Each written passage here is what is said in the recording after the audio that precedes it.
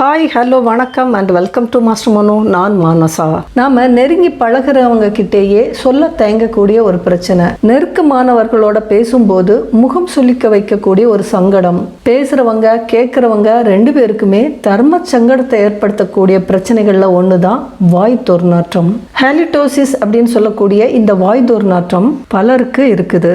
இந்த பிரச்சனை யாருக்கு வேணாலும் வரலாம். ஆனா தகுந்த வழிமுறைகளை கடைபிடிச்சாலே இதை கட்டுப்படுத்தவும் தவிர்க்கவும் முடியும் அப்படின்னு சொல்றாங்க இயற்கை மருத்துவம் மற்றும் யோகா டாக்டர் ஜெனிஃபர் டயானா. வாங்க நாம இதை பத்தி முழுமையா தெரிஞ்சுக்கலாம். அதுக்கு முன்னாடி இது போன்ற ஆரோக்கியம் சம்பந்தமான வீடியோக்களை நீங்க பார்க்கணும்னு நினைச்சீங்கன்னா மாஸ்டர் மனோ யூடியூப் சேனலை சப்ஸ்கிரைப் பண்ணி வச்சுக்கோங்க. டாக்டரை காண்டாக்ட் பண்ணணும்னு நினைச்சீங்கன்னா மெம்பர்ஷிப்ல ஜாயின் பண்ணி கம்யூனிட்டி போஸ்ட்டை பார்த்தீங்கன்னா காண்டாக்ட் நம்பர் இருக்கும், அதை எடுத்து காண்டாக்ட் பண்ணலாம். அனைவருக்கும் வணக்கம். நான் டாக்டர் ஜெனிஃபர் டயானா, நேச்சுரோபதியன் யோகா டாக்டர். ஒரு வித்தியாசமான ஒரு டாபிக், பட் இதனால டிவோர்ஸ் வரைக்கும் ஆயிருக்கு. அந்த மாதிரியான ஒரு டாப்பிக்கை தான் நம்ம இப்போ பார்க்க போகிறோம். அதாவது ஒரு பெண் ரீசெண்டாக என்னை பார்க்குறதுக்காக வந்திருந்தாங்க. அவங்க சொன்ன ஒரு விஷயம், அல்லது அவங்க என்கிட்ட ஒரு கன்சல்டிங்காக வந்த ஒரு விஷயத்தை நான் அவங்களோட ஷேர் பண்ண விரும்புகிறேன். என்னுடைய கணவர் என் பக்கத்தில் வர விரும்பவில்லை. அவருக்கு என்னோட வாய் வந்து துர்நாற்றம் அடிக்குதுன்னு சொல்லிட்டு என் பக்கத்தில் வரமாட்டேங்கிறாரு. ஈவன் என் பிள்ளைங்க என் பக்கத்தில் வரமாட்டேங்கிறாங்க. ஈவன் மற்றவங்க யாருமே தெரியாதவங்க கூட என்கிட்ட பேசுறதுக்கு யோசிக்கிறாங்க. இந்த மாதிரியான கம்ப்ளைண்ட்டோட ஒரு அம்மா என்னை பார்க்க வந்திருந்தாங்க. ஸோ என்ன விஷயமா இருக்கும் அப்படின்னு சொல்லிட்டு அவங்க ரொம்ப மன வருத்தத்தோடையும் குழப்பத்தோடையும், அது மட்டும் இல்லாமல் மன அழுத்தத்தோடையும் அவங்க வந்திருந்தாங்க. காரணம் இது இன்றல்ல நேற்றல்ல, ரொம்ப வருஷமாகவே நடந்துட்டு இருக்கக்கூடிய ஒரு விஷயம்.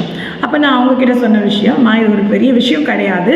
இது என்ன ப்ராப்ளம்னு நம்ம கண்டுபிடிச்சி அந்த ப்ராப்ளமை நம்ம கிட்ட இருந்து ரிலீவ் பண்ணிட்டாலே நோய்க்கான பதில் கிடைச்சிடும். இதுதான் அதோட உண்மையான விஷயம்னு சொல்லும்போது அவங்க என்ன பண்ணாங்கன்னா என்கிட்ட கன்சல்டிங் பண்ணி ட்ரீட்மெண்ட் எடுக்க ஆரம்பித்தாங்க.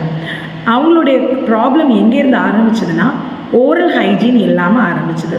ஸோ ஓரல் ஹைஜீன் இல்லாமல் ஆரம்பித்த இந்த நோயோட பேர் என்னென்னா ஹாலிடோசிஸ், வாய் துர்நாற்றம் அப்படின்னு சொல்லலாம். இல்லது உங்களுக்கு பேட் பிரெத் இருக்குது அப்படின்னு கூட சொல்லலாம். இது இன்னைக்கு ஒரு பொதுவாக இன்னைக்குள்ள பாப்புலேஷனில் 30% ஆஃப் பீப்புளுக்கு இந்த ஹாலிடோசிஸ் இருக்குது. இந்த ஹாலிடோசிஸ் உள்ள பீப்புள் ரொம்பவே செல்ஃப் கான்ஃபிடென்ஸ் இல்லாமல், ஒரு தன்னம்பிக்கை இல்லாமல் எங்கேயுமே போய் பேசுகிறதுக்கோ இந்த மாதிரி வெக்கி நாணி குறுகி போகக்கூடிய சூழ்நிலையில் இருக்கிறாங்க. இதுக்கான காரணங்கள் என்னவாக இருக்கும் அப்படின்னு பார்த்தீங்கன்னா ஃபிசியாலஜிக்கல் காஸ் இருக்குது. அதாவது ஃபிசியாலஜிக்கல் காஸ்னால் இன்னைக்கு நைட்டு தூங்கிட்டு நாளைக்கு காலையில் எந்திரிச்சு பார்த்தீங்க அப்படின்னா உங்களோட வாயில் ஒரு துர்நாற்றம் வரும், சலைவா வந்து ஒரு நாற்றம் அடிக்கும் இல்லையா? இது நார்மல், இது ஒரு விதம். அடுத்து பார்த்தீங்கன்னா பெத்தாலஜிக் கண்டிஷன். பெத்தாலஜிக் கண்டிஷன்னா ஏதாவது டிசீஸ்னால, உங்களோட புவர் ஓரல் ஹைஜீன்னாலேயோ, இல்லது உங்களுக்கு ஏதோ ஒரு நோய் உங்களுக்கு உள்ளே இருக்குது, எக்ஸாம்பிள் வயிற்று பிரச்சனை இருக்குது, இல்லாட்டி வந்து கிட்னி ப்ராப்ளம் இருந்து, இந்த மாதிரியான நோய்களால் ஏற்படக்கூடிய ஒரு ஹாலிடோசிஸ் இருக்கலாம். அடுத்தது பார்த்தீங்கன்னா சூடோஹாலிடோசிஸ். சூடோஹாலிடோசிஸ் அப்படின்றது என்னென்னா ஒரு இல்லாததை இருக்கிறதா நாம் நினச்சிக்கிறது. ஒரு லைட்டாக ஒரு வாய் துர்நாற்றம் இருக்கும், அது பெரிய வாய் துர்நாற்றமாக நம்மளே நினைத்து நம்மளை நோய்வாய்ப்பட்டவர்களாக நினைத்து நோய்க்குள்ளே கொண்டு போகிறது தான் சூடோஹாலிடோசிஸ். ஸோ இந்த ஃபிசியாலஜிக் ஹாலிடோசிஸ் எல்லாருக்கும் இருக்கும். பெத்தாலஜிக் ஹாலிடோசிஸ்ங்கிறது அப்பப்போ நம்மளுக்கு ஏதாவது ஒரு நோய் வரும்போது வரக்கூடியது. சூடோஹாலிடோசிஸ்ங்கிறது நம்மளோட செல்ஃப் கான்ஃபிடென்ஸை இழக்கும் பொழுது அல்லது நோய் நொடிகள் வரும்போது வரக்கூடியது. சரி, இந்த ஹாலிடோசிஸ் ஏன் வருது, எப்படி வருதுங்கிறத அடுத்து பார்க்கலாம். முக்கியமாக இதோட மெயின் கல்ப்ரேட் அப்படின்னு பார்த்தீங்கன்னா கிராம் நெகட்டிவ் அனரோபிக் பாக்டீரியா. அதாவது ஒரு சல்ஃபர் கண்டெய்னிங் அல்லது ஒரு சல்ஃபர் ஸ்மெல் அடிக்கிற மாதிரி இந்த பாக்டீரியா உள்ளே வந்தாச்சுனாலே ஆகிடும். இந்த பாக்டீரியாஸ்னால தான் குறிப்பாக நம்மளோட வாய் துர்நாற்றம் வந்து கொண்டு இருக்கிறது. இந்த வாய் துர்நாற்றத்தை நம்ம போக்குறதுக்கு நிறைய விஷயங்களை நம்ம ஈஸியாக பண்ணலாம், ஈஸியாக நம்ம ஓவர் கம் பண்ணிக்கலாம். ஃபஸ்ட் இதுக்கான காரணங்கள் வேறு என்னெல்லாம் இருக்குங்கிறதையும் பார்த்துப்போம். முக்கியமாக ஓரல் ஹைஜீனிக் இல்லாதவங்களுக்கு, ஓரல் ஹைஜீனிக் அப்படின்னு சொல்லும்போது அவங்க குறிப்பாக வாய் வந்து ஒழுங்காக ப்ரஷ் பண்ணலை, காலையிலையும் நைட்டும் 2 times வந்து ப்ரஷ் பண்ணலை அப்படின்னாலோ, அல்லது 6 months ஒன்ஸ் வந்து அவங்களோட டென்டிஸ்ட்டை பார்த்து வாய் க்ளீன் பண்ணலைனாலும் இந்த பிரச்சனை வரும்.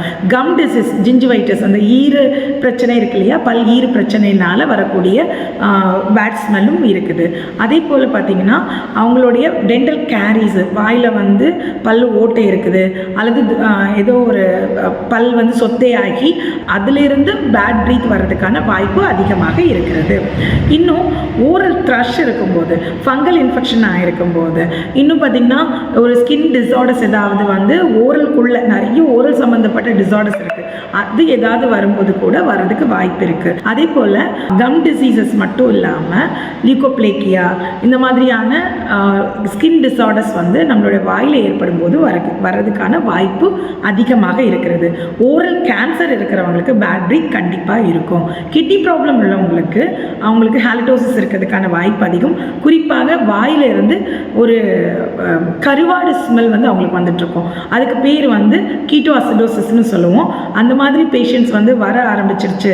ஒரு மனிதனுக்கு வாயிலேருந்து கருவாடு ஸ்மெல்லோ அல்லது மலம் கழிக்கக்கூடிய அந்த ஸ்மெல்லோ வருது அப்படின்னா அந்த பேஷண்ட் வந்து ரொம்ப கிரிட்டிக்கலான நிலைமையில் போயிட்டு இருக்காங்கன்றது அர்த்தம். ஸோ இம்மீடியட்டாக அவங்க டாக்டரை பார்க்க வேண்டியது அவசியம். இன்னும் கூட சளி பிடிச்சிருக்கு, ரெஸ்பிரேட்டரி டிஸார்டர்ஸ் இருக்குது அப்படின்னா அந்த சளியோட ஸ்மெல் வந்து வந்துகிட்டே இருக்கும், பேட் ப்ரீத்தாக இருக்கும்.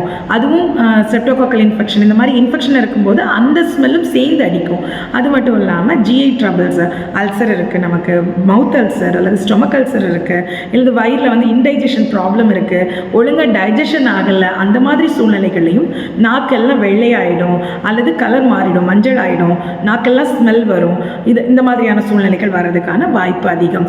அது மாதிரி நிறைய பேர் ப்ரஷ் பண்ணுறேன்னு சொல்லி பல்ல மட்டும் ப்ரஷ் பண்ணுவாங்க, டங்கை வந்து க்ளீன் பண்ண மாட்டாங்க.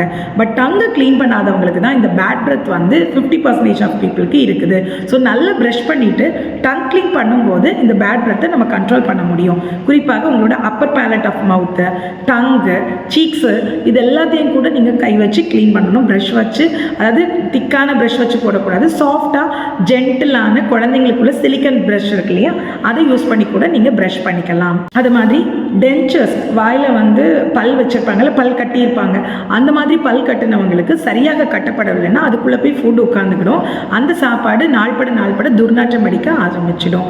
இன்னும் டொபாக்கோ யூஸ் பண்ணுறவங்க, ஏதாவது வெற்றிலை பாக்கு கூட வந்து புகையிலை யூஸ் பண்ணக்கூடியவங்களுக்கு, இன்னும் வெறும் புகையிலை யூஸ் பண்ணக்கூடியவங்களுக்கு, பாக்கு யூஸ் பண்ணுறவங்களுக்கு, இன்னும் ட்ரக்ஸ் யூஸ் பண்ணுறவங்களுக்கு வாயில், இது மாதிரியான பேஷண்ட்ஸுக்கும் வாய் துர்நாற்றம் அதிகமாக இருக்கிறது. இன்னும் அவங்க இதை எப்படியெல்லாம் ஓவர் கம் பண்ணலாம் அப்படின்னு சொல்லி பார்த்தீங்கன்னா, முதல்ல பிளென்டி ஆஃப் வாட்டரை குடிக்கணும். அதே மாதிரி நிறைய தண்ணி குடிக்க குடிக்க சலைவா வந்து ப்ரொடியூஸ் ஆகும். நிறைய சலைவா உங்களுடைய வாயில் உமிழ்நீரில் வர வர வர ஆட்டோமேட்டிக்கலி ஃபுட்டை வந்து உள்ளே எடுத்துகிட்டு போக ஆரம்பிச்சிடும். ஈவன் உங்களோட சலைவா உங்களுடைய வாயில் பல்லுக்கிடையில் தங்கி இருக்கக்கூடிய உணவுகளை கரைச்சி உள்ளே எடுத்துகிட்டு போகிறதுக்கு வல்லது. ஸோ அந்த அளவுக்கு சலைவாவோட பவர் இருக்குது. ஸோ சலைவா நம்மளுடைய வாயில் உமிழ்நீர் வாயில் சரியாக சுரக்காமல் இருந்தாலே பல பிரச்சனைகள் வரும். அதில் இந்த வாய் துர்நாற்றமும் ஒன்று, நாக்கில் வந்து வெள்ளப்படுதலும் ஒன்று. இதை எப்படி ப்ரிவென்ட் பண்ணலாம் அப்படின்னு சொல்லி பார்த்தீங்கன்னா, உங்களோட வயிறை சுத்தமாக வைக்கிறது, அதாவது constipation is mother of all டிசீஸ்னு சொல்லுவாங்க. ஸோ உங்களோட வயிறை, குடலை சுத்தமாக வைக்கும் பொழுது பேட் ப்ரீத் வராமல் தடுக்கலாம். மோஷன் கிளியராக போகும்போது பேட் ப்ரீத் வராமல் தடுக்கலாம். சரியான வேளைக்கு உணவு எடுத்து உங்களுடைய வாயில் அல்லது வயிற்றில் புண்ணில்லாமல் பார்த்து கொள்ளும் பொழுது வாய் துர்நாற்றத்தை தடுக்க முடியும். துளசி வாட்டர் குடிக்கும்போது வாய் துர்நாற்றத்தை தடுக்க முடியும். இன்னும் மின்ட் லீவ்ஸு அல்லது கொரியாண்டர் லீவ்ஸை வந்து நீங்கள் கடித்து சாப்பிடும் பொழுது உங்களுடைய வாய் ஃப்ரெஷ்ஷாக இருக்கும், உங்களோட வாயிலேருந்து சலைவா சுரக்க ஆரம்பிக்கும். அதுவும் உங்களுக்கு பேட் ப்ரீத்லேருந்து உங்களை தற்காக்கிறதுக்கு ஹெல்ப்ஃபுல்லாக இருக்கும். அதே போல் ஃபெரல் சீட்ஸ் அப்படின்னு சொல்லக்கூடிய சோம்பு, அப்புறம் ஜீரகம், இதெல்லாம் கூட உங்களோட வாய் துர்நாற்றத்தை நீக்க வல்லது. அதே மாதிரி ஆப்பிள், பைனாப்பிள் இதோட ஜூஸஸ், ஆரஞ்சோட ஜூஸஸ், ஜிங்க் கண்டெய்னிங் ப்ராடக்ட்ஸ் எல்லாம் எடுக்கும் பொழுது வாய் துர்நாற்றத்தை தவிர்க்க முடியும். குறிப்பாக குளோரோஃபில் ரொம்ப முக்கியம். குளோரோஃபில்ன்றது என்னதுன்னா பச்சையம். பச்சையம் எங்கெல்லாம் இருக்குது? பச்சையாக இருக்கக்கூடிய எல்லா பழங்கள், காய்கறிகள்லையும் இருக்கும். அதே மாதிரி பச்சையாக இருக்கக்கூடிய லீவ்ஸில் இருக்குது. குறிப்பாக எல்லா இலைகளையும் குளோரோஃபில் இருக்குது. குளோரோஃபில்ல நாம் அதிகமாக எடுக்க பேட் ப்ரீத்தை கம்மி பண்ண முடியும். காரணம் என்னென்னா, அது அல்சருடைய கண்டென்ட்டை நம்ம பாடியில் குறைக்கும், அல்சரை ஏற்படுத்தக்கூடிய கிருமிகளை குறைக்கும், அல்சர் அதாவது புண்ணுகளை குணப்படுத்தும் ஆற்றும். அதனால உங்களுக்கு பேட் பிரெத்தை நீங்கள் கண்ட்ரோல் பண்ண முடியும். ஸோ இப்போ இந்த பேட் பிரெத்துங்கிறது சாதாரணமாக நிறைய பேருக்கு இந்த பேட் பிரெத்துங்கிறது சாதாரணமாக நிறைய பேருக்கு இருந்துக்கிட்டே இருக்கக்கூடிய பிரச்சனை. ஆனால் அவங்க டாக்டரை பார்க்கணுன்னு கூட நிறைய பேர் விரும்ப மாட்டாங்க. பட் ரொம்ப நல்ல ஒரு விஷயத்தை ஞாபகம் வச்சுக்கோங்க, நீங்கள் எப்போ டாக்டரை அணுகணும் அப்படிங்கிறது. டாக்டரை எப்போ அணுகணும்னா, உங்களோட நாக்கால் உங்களோட பின்னங்கையில் இந்த பகுதியில் நக்கி பாருங்கள். நக்கிட்டு அந்த சலைவா வந்து காயிற வரைக்கும் விட்டுருங்க.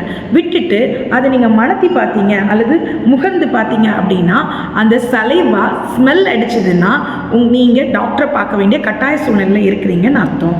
அதே மாதிரி உங்களோட ஃப்ரெண்ட்ஸ் ஆர் ஃபேமிலி வந்து அதிகமாக மின்ட் கலந்த சாக்லேட்ஸோ ஸ்வீட்ஸோ இல்லாட்டி ஏதாவது ஒரு பானங்களையோ வாங்கி கொடுக்குறாங்கன்னா நீங்கள் அதை குடிக்கிறதுக்கு அல்லது மவுத் வாஷ் யூஸ் பண்ணுங்கள் அப்படின்னு உங்களுக்கு அட்வைஸ் பண்ணுறாங்க அல்லது கிஃப்ட் பண்ணுறாங்க, வாங்கி கொடுக்குறாங்கன்னா இமீடியட்டாக நீங்கள் டாக்டரை பார்க்க வேண்டிய கட்டாய சூழ்நிலையில் இருக்கீங்கன்னு அர்த்தம். காரணம் உங்களுடைய ப்ரீத்தில் பேட் பிரெத்தாக மாறிட்டு இருக்குன்னு அர்த்தம். ஸோ தயவு செய்து இந்த மாதிரியான சூழ்நிலைகளில் நீங்கள் உடனே வந்து கான்ஷியஸ் ஆகிடுங்க.